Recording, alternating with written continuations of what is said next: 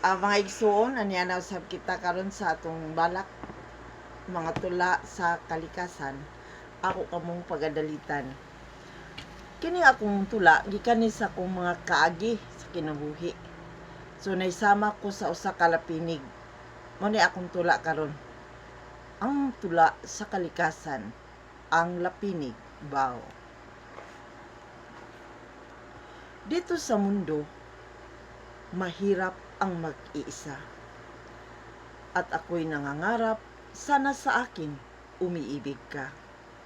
Mamumuhay tayong tahimik at maligaya. At sa mga pangangailangan, lagi tayong masagana. Ngunit ako'y napakaliit para sa iyong mga mata. Nang ako'y lumalapit sa iyo, agad umiiwas ka. Para sa akin, mas higit pa ako sa aking mga akala. Dahil mayroon akong mga pakpak at maraming mga paa. Sa kahit saan kung ako ay pumupunta, lagi akong naglipad-lipad kahit nag-iisa. Gusto ko ikaw ang aking makasama. Nang lumalapit ako sa iyo, laging tumatanggi ka.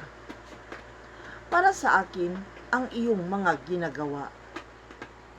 Mayroon akong karapatan at mayroon kang karapatan at ikaw ay tama. Dahil ako'y maliit at sa akin hindi ka masaya, patawad ang maisasabi ko at ikaw ay malaya. Ngunit doon pa rin ako sa iyo humahanga, dahil sa iyong kabaitan ako'y natutuwa. Dahil ako'y maliit na iyong nakikita, na hinahayaan mo lumipad-lipad dito sa lupa.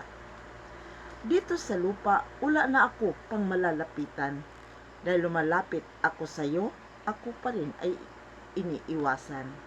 Doon sa itaas, ginawa kong aking tahanan, sa aking pagkatulog ang siyang pamagitan. Sa aking pagising, ang pagmamahal mo ay aking hinahanap. Ngunit ang pagmamahal, nakikita ko lang doon sa aking mga anak. Para sa akin at para din ito sa lahat, upang ako'y mabubuhay sa mabuti, labis akong nagsisikap. Ang aking mga anak, sila ang buhay ko at kaligayahan, at ang lahat kong mga pagsisikap, sila ang dahilan.